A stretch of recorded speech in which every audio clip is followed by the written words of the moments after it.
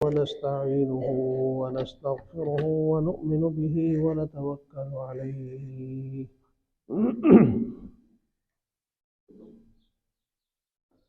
ونعوذ بالله من شرور أنفسنا ومن سيئات أعمالنا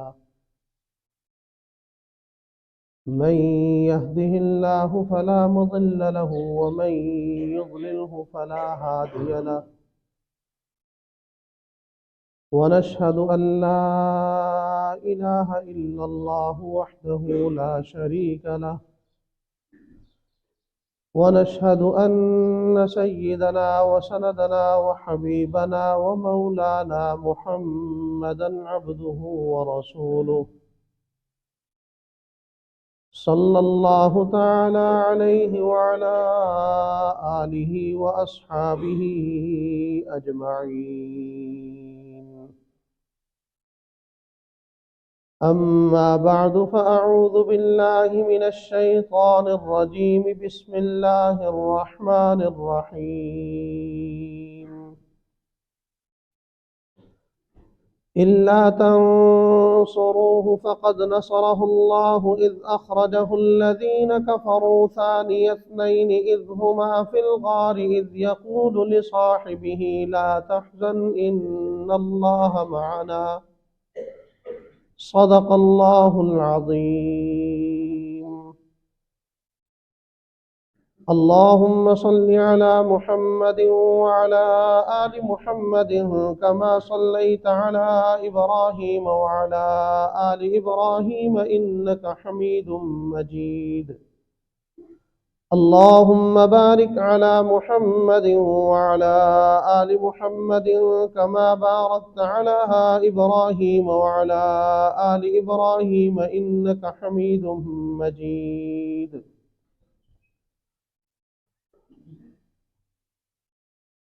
واجب الاحترام لائق صد تقریب معزز حاضرین جمعہ،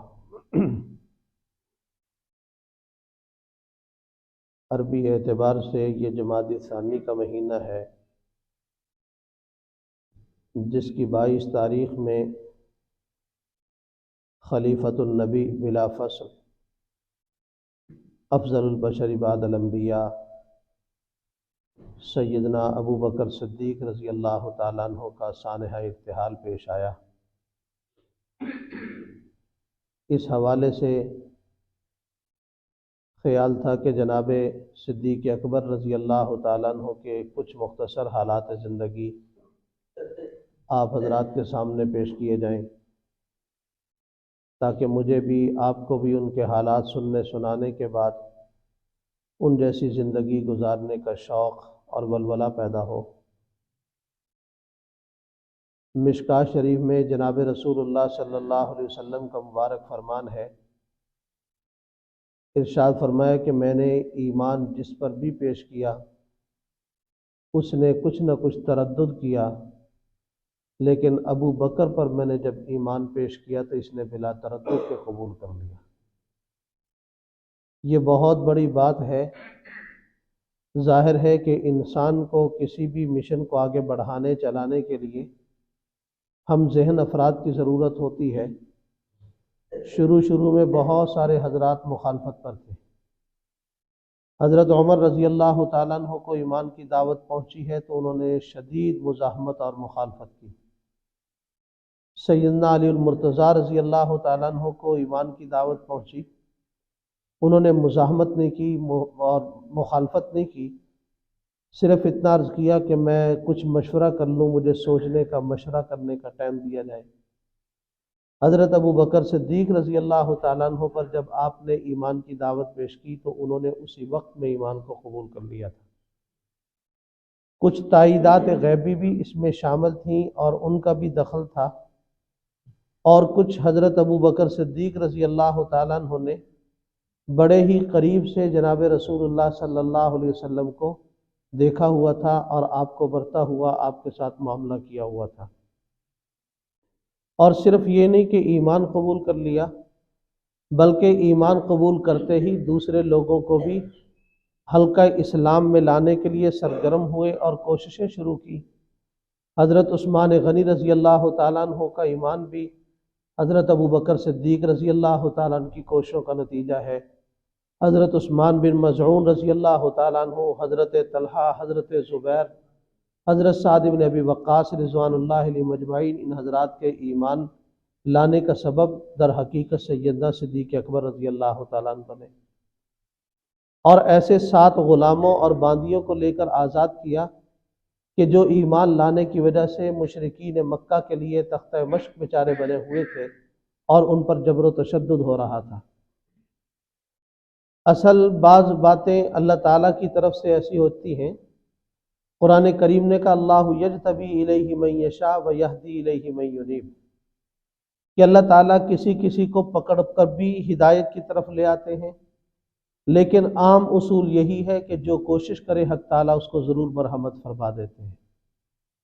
حضرت ابو بکر صدیق رضی اللہ تعالیٰ عنہ کے حوالے سے ازالۃ الخلفاء کی جلد ثالث میں ایک عجیب بات لکھی کہ ایک روز حضرت ابو بکر صدیق رضی اللہ تعالیٰ عنہ ایک درخت کے سائے میں بیٹھے ہوئے تھے، اور یوں کہہ لیجئے کہ تائید غیبی جب ہونی ہو، اللہ تعالیٰ کی طرف سے مدد ہونا ہو، تو کبھی کبھی درختوں سے بھی آواز آنے لگتی ہے، جس طرح کوہ طور پہ حضرت موسیٰ علیہ السلام ایک جلتی ہوئی آگ سمجھ کر اسے لینے کے لیے گئے تھے، وہاں سے بھی ایک غیبی آواز آئی، اور حضرت صدیق اکبر رضی اللہ تعالیٰ عنہ کے لیے بھی ایک غیبی آواز درخت سے آئی۔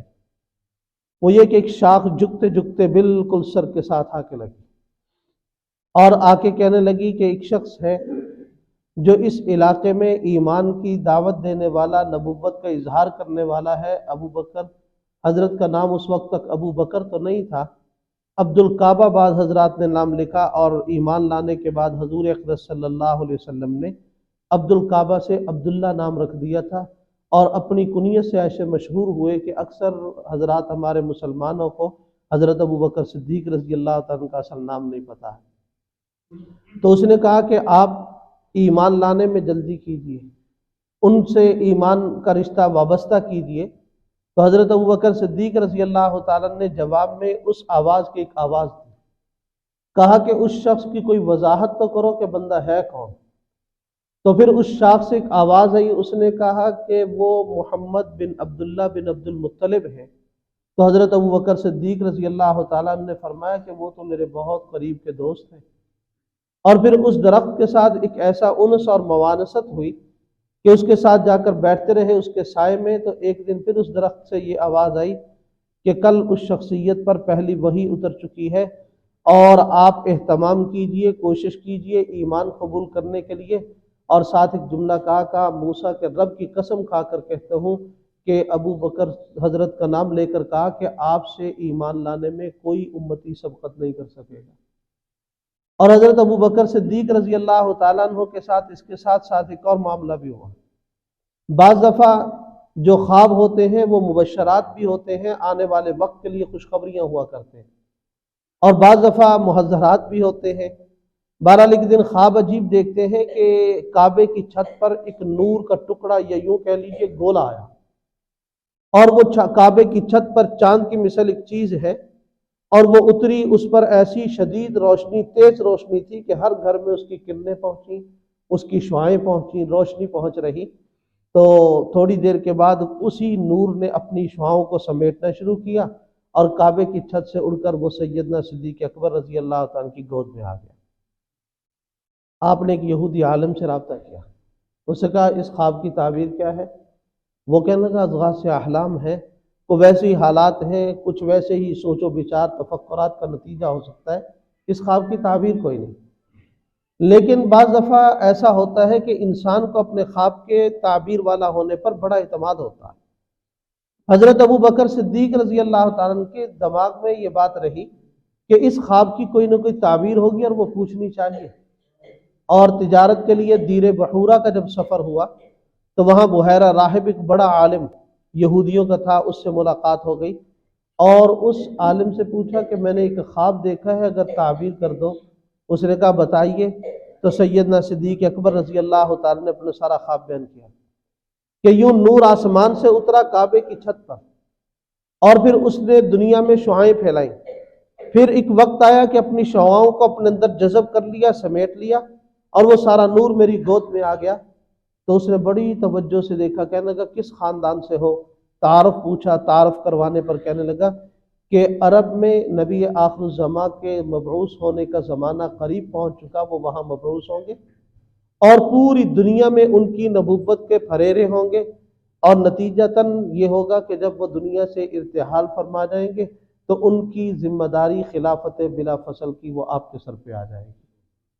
حضرت ابوبکر صدیق رضی اللہ تعالیٰ عنہ کو خواب بھی سامنے آ گیا، خواب کی تعبیر بھی سامنے آ گئی۔ اسی دوران جناب رسول اللہ صلی اللہ علیہ وسلم کو نبوت کا اعلان بھی کرنے کا حکم ہو گیا۔ تو آپ نے جب اپنی نبوت کے اعلان کے بعد حضرت ابوبکر صدیق کو، بلکہ پہلے حضرت ابوبکر صدیق کو ایمان کی دعوت دی کہ میں اللہ کا نبی بنا کر بھیجا گیا ہوں، تو حضرت ابوبکر صدیق رضی اللہ تعالیٰ نے کہا کہ حضور، جب کوئی بندہ نبی بنتا ہے تو کوئی نبوت کی نشانی اور دلیل بھی تو ہوتی ہے، آپ اپنی نبوت کی دلیل تو مرحمت فرمائیے کہ آپ نبی ہیں۔ وہ ایک امتحاناً ایک جملہ کہا، تو جناب رسول اللہ صلی اللہ علیہ وسلم نے ارشاد فرمایا، ابو بکر، وہ جو خواب تھا جس کی تعبیر میں تجھے خلافت کا بتایا گیا، وہ خواب میری نبوت کی دلیل کے لیے کافی نہیں ہے۔ حضرت ابو بکر رضی اللہ عنہ نے عرض کیا کہ حضور، وہ خواب آپ کو کس نے بتایا؟ میں نے تو کبھی کسی کے سامنے ذکر ہی نہیں کیا۔ اور میں ابھی جبریل آئے تھے اور وہ مجھے بتا کر گئے کہ آپ نے یہ خواب دیکھا اور آپ کے خواب کی یہ تعبیر نکلی۔ تو میں عرض کر رہا تھا کہ اللہ تعالیٰ نے بلا تذبذب ایمان سیدنا صدیق اکبر رضی اللہ تعالیٰ عنہ کو مرحمت فرمایا، اور حضور اکرم صلی اللہ علیہ وسلم نے اس کی تائید فرمائی، فرمایا کہ میں نے ایمان جس پر بھی پیش کیا اس نے کچھ نہ کچھ تردد کیا، لیکن ابو بکر صدیق نے تردد نہیں کیا، بلا تردد ایمان کو قبول کیا۔ اور پھر ایمان بھی حق تعالیٰ نے ایسا دیا کہ فنا فی الرسول کے درجے پر فائز ہوئے کہ کبھی بھی اس ایمان کے لانے کے بعد ایمان کے معاملے میں کسی جگہ پر بھی تذبذب نہیں ہوا۔ اصل مسئلہ یہ ہوتا ہے کہ انسان بعض دفعہ زندگی میں کسی کے ساتھ چل پڑتا ہے، اس کے نظریے سے متفق ہو کر چلتا ہے۔ آج دیکھ لیجئے، لوگ سیاسی طور پر بعض افراد کی حمایت کرتے ہیں، جماعتوں کی، تنظیموں کی حمایت کرتے ہیں، لیکن قائدین کی طرف سے، لیڈروں کی طرف سے بعض دفعہ ایسے معاملات دیکھنے کو ملتے ہیں کہ ایک بہت قریبی اور سرگرم کارکن بھی کبھی کبھی سوچ میں پڑ جاتا ہے کہ میں نے زندگی میں یہ فیصلہ ان کے ساتھ جو چلنے کا کیا تھا وہ فیصلہ ٹھیک بھی تھا یا میرے سے غلطی ہوئی ہے، جلد بازی میں وہ فیصلہ ہوا۔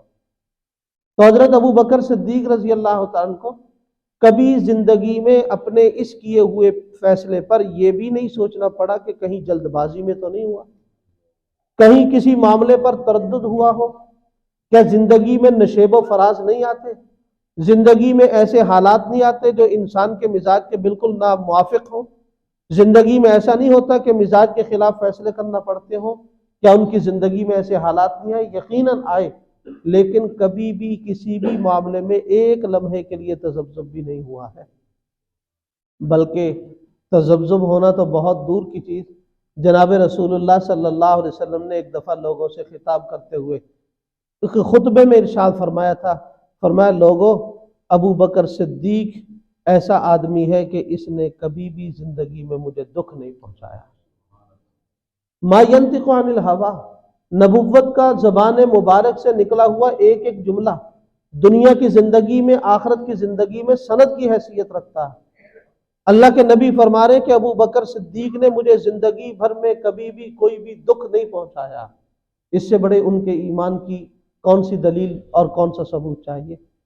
حدیبیہ کے موقع پر ایسی صلح ہوئی ہے کہ بڑے بڑے دانشور حضرات بھی ایک دفعہ گھبرا گئے، پریشان ہو گئے، سر پکڑ کے بیٹھ گئے کہ یہ کیا ہو رہا ہے، کہ ایک تو مکہ مدینہ طیبہ سے مکہ معظمہ تک کا سفر ہے، پھر حالت احرام کا سفر ہے، پھر مکے سے صرف 6 میل دور کے فاصلے پر بیٹھے ہوئے ہیں، اور یہاں سے اگر مسلمان جنگ کر سکتے ہیں، بدر کی لڑائی ہو سکتی ہے، احد کے اندر جنگ کی جا سکتی ہے، تو پھر یہاں حدیبیہ کے موقع پر جنگ کی اجازت کیوں نہیں دی جا رہی؟ اور پھر ان کے ساتھ جو معاہدات صلح ہوئے ہیں ان میں ایک شق ایسی تھی کہ جو بالکل انسانی سمجھ سے یوں کہہ لیجئے ایک بالا تر شق تھی کہ تمہارا جو کوئی مسلمان ہو کر ہمارے پاس آئے ہم واپس کرنے کے پابند ہوں گے، اگر کوئی خدا نہ خواستہ ہمارا ایمان چھوڑ کر تمہارے پاس آ جائے تو تم واپس کرنے کے پابند نہیں ہوگے۔ اور در حقیقت یہ صلح کہہ لیجئے، یہ جو شق تھی ایک بہت بڑا اعتماد اور اپنی ذات کے اوپر یوں کہہ لیجئے کہ ایک بڑا وثوق تھا۔ اللہ کے نبی کو پتہ تھا کہ ان کا تو ایمان لا کے آ سکتا ہے، ہمارا ان کے پاس کوئی نہیں جا سکتا، لیکن آپ نے اپنے وثوق پر، اعتماد پر ایک شرط قائم کر لی، ان لوگوں نے رکھی تھی، آپ نے قبول فرما لی۔ کہا ٹھیک ہے، جو تمہارا آئے واپسی کے پابند ہوں گے، ہمارا آئے تو تم واپسی کے پابند نہیں، تم واپس نہ کرنا۔ پہلے تو اس شک کے اوپر پریشانی کا اظہار ہو رہا تھا کہ یہ کیسی شک ہے کہ اس میں تو ہم دبے دبے محسوس ہوتے ہیں، اور اس صدمے کو مزید دوہرا کرنے کے لیے یہ شکل پیش آ گئی کہ حضرت ابو جندل بیڑیاں پہنے ہوئے 6 میل کا نہ جانے کیسے سفر کر کے حدیبیہ کے مقام پہ پہنچ گئے، اور آ کے اپنے زخم دکھائے، اپنی چوٹیں دکھائیں، اپنے تشدد کے نشانات حضور کو دکھائے۔ صحابہ میں تو یوں کہہ لیجئے کہ جیسے جلتی پر تیل کا کام ہوتا ہے، ابو جندل کے ان زخموں نے وہ کام کر دیا۔ اب حضرت ابو جندل رضی اللہ تعالیٰ عنہ کو روکنے کے لیے کچھ ہیلا پیش کیا گیا۔ ابھی حالانکہ معاہدے پر دستخط نہیں ہوئے، معاہدے کو حتمی شکل نہیں دی گئی، لیکن جناب رسول اللہ صلی اللہ علیہ وسلم نے امت کو سبق دیا، اوفوا بالعہد ان العہد کان مسئولا، کہ اپنے وعدوں کو پورا کرو، قیامت کے دن وعدوں کا بھی حساب دینا ہوگا۔ آپ نے حضرت ابو جندل رضی اللہ تعالیٰ کو واپس کر دیا تو حضرت عمر رضی اللہ تعالیٰ عنہ نے کچھ ایسی گفتگو کی جو مزاج سے ہٹ کر تھی۔ پوچھ رہے تھے کہ حضور ہم حق پر نہیں، فرمایا حق پر ہیں۔ وہ لوگ جھوٹ پر نہیں، فرمایا جھوٹ پر ہیں۔ حضور قتلانا فی الجنت و قتلاہم فی النار، ہمارے مقتولین جنت میں نہیں جاتے، ان کے مقتولین جہنم میں نہیں جاتے، فرمایا ایسا ہی ہوتا ہے۔ کہ پھر یہ دب کر معاہدہ کرنے کا کیا معاملہ ہوا؟ تو جناب رسول اللہ صلی اللہ علیہ وسلم نے حضرت عمر رضی اللہ عنہ کو جو فرمایا اس کا مفہوم یہی تھا کہ عمر میں اللہ کا نبی ہوں، جو کر رہا ہوں ٹھیک کر رہا ہوں۔ حضرت عمر رضی اللہ تعالیٰ عنہ کے جذبات کی ابھی تسکین نہیں ہو رہی۔ حضرت ابو بکر صدیق رضی اللہ تعالیٰ عنہ کے پاس گئے، ابو بکر ہم حق پر نہیں ہیں۔ کہا حق پر ہیں؟ کہا یہ جو مشرکین ہیں جن سے ہمارے مذاکرات ہو رہے تھے یہ باطل لوگ نہیں ہیں؟ کہا باطل لوگ ہیں۔ کیا ہمارے مقتولین جنت میں نہیں جاتے؟ فرمایا جاتے ہیں۔ ان کے مقتولین جہنم میں نہیں جاتے؟ کہا جاتے ہیں۔ سوال یہ تھا پھر جنگ کیوں نہیں ہو رہی، یہ دب کر معاہدہ کیا ہوا؟ تو حضرت ابو بکر صدیق رضی اللہ تعالیٰ نے بھی فرمایا کہ عمر اللہ کے وہ نبی ہیں جو کرتے ہیں وہ ٹھیک کرتے ہیں۔ تو میں عرض کر رہا تھا کہ صدیق اکبر رضی اللہ تعالیٰ عنہ کو زندگی کے کسی موڑ پر بھی اپنے اس ایمان کے فیصلے میں تذبذب کا وہ شکار نہیں ہوئے۔ حق تعالیٰ نے ایسا شرح صدر اور بصیرت ایمان کے معاملے میں انہیں عطا فرمائی، اور فنا فی الرسول کا درجہ جو تھا اللہ تعالیٰ نے وہ دیا کہ اپنے اندر 100% وہ اوصاف پیدا کیے جو جناب رسول اللہ صلی اللہ علیہ وسلم کے اوصاف تھے۔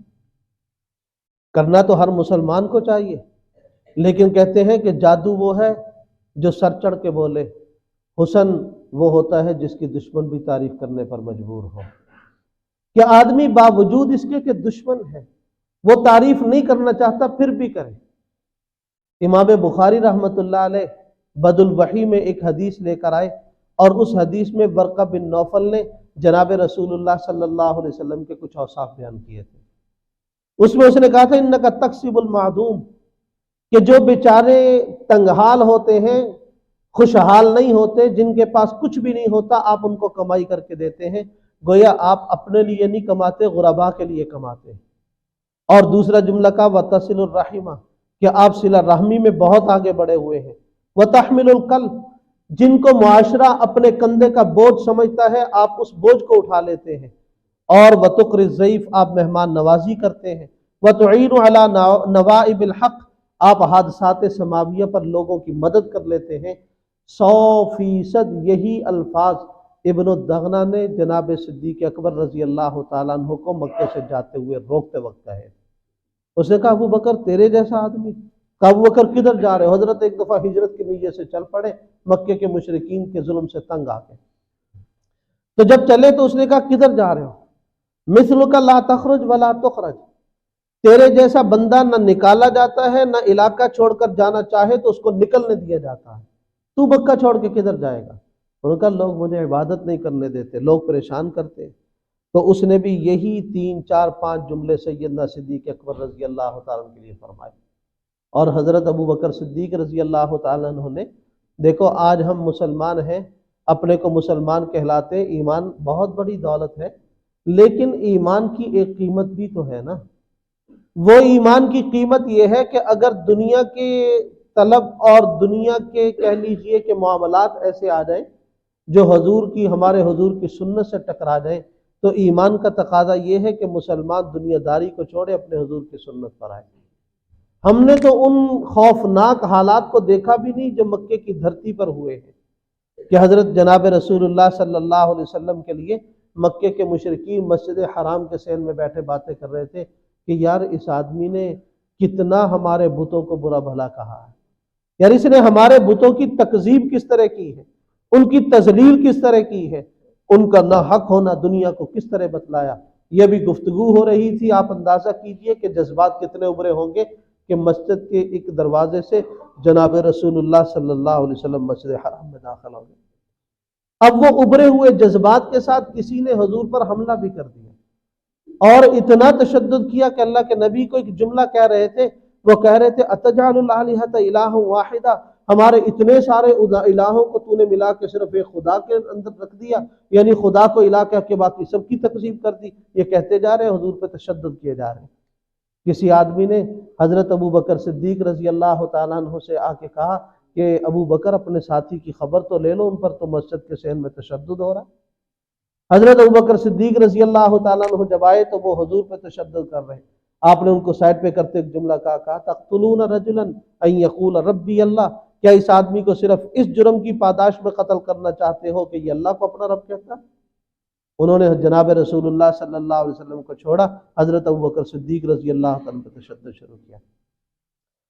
صدیقہ عائشہ رضی اللہ تعالیٰ عنہ سے روایت ہے، وہ فرماتی ہیں کہ میرے ابا پر اتنا تشدد ہوا کہ اٹھا کے گھر لائے گئے تو سر مبارک کے بالوں کو جس جگہ سے پکڑتے وہ بال ہاتھ میں آ جاتے تھے، سر زخمی ہو گیا، بے ہوش پڑے ہیں، زندگی کی امید نہیں تھی۔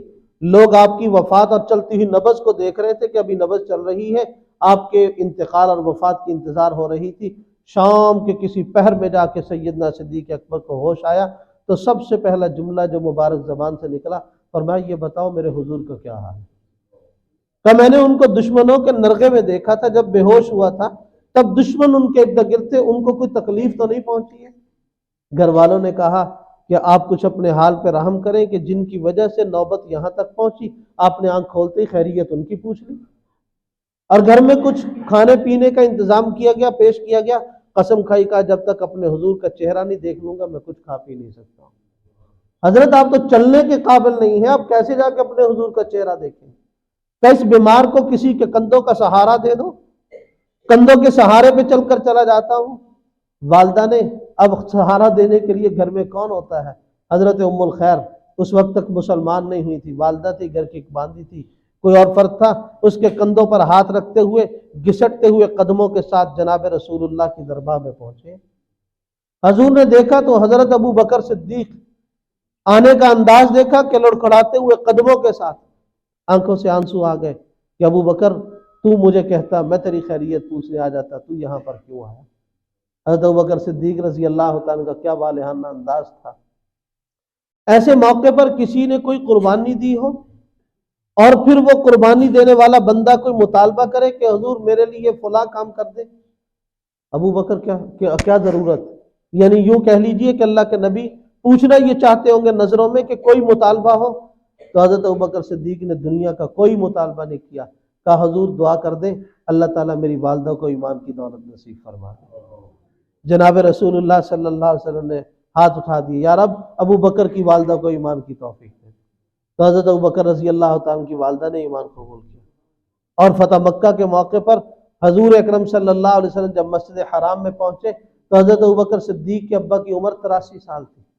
اللہ نے بڑی لمبی عمر عطا فرمائی ہے، اندازہ یہ ہے کہ 100 کے قریب تو پہنچے ہوں گے، چونکہ حضرت ابو بکر صدیق رضی اللہ تعالیٰ کے وصال کے وقت یہ بوڑھے میاں زندہ تھے۔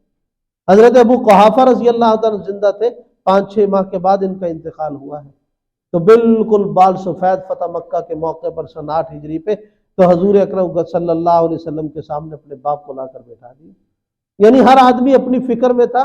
حضرت ابوبکر صدیق مکہ فتح ہوا تو فوراً اپنے گھر گئے کہ باپ کو لے کر آؤ، والد محترم کو لا کر سامنے بٹھایا، حضور نے فرمایا بوڑھے میاں کو تکلیف دی، ہمیں وہاں لے جاتے، ہم وہاں چلے جاتے۔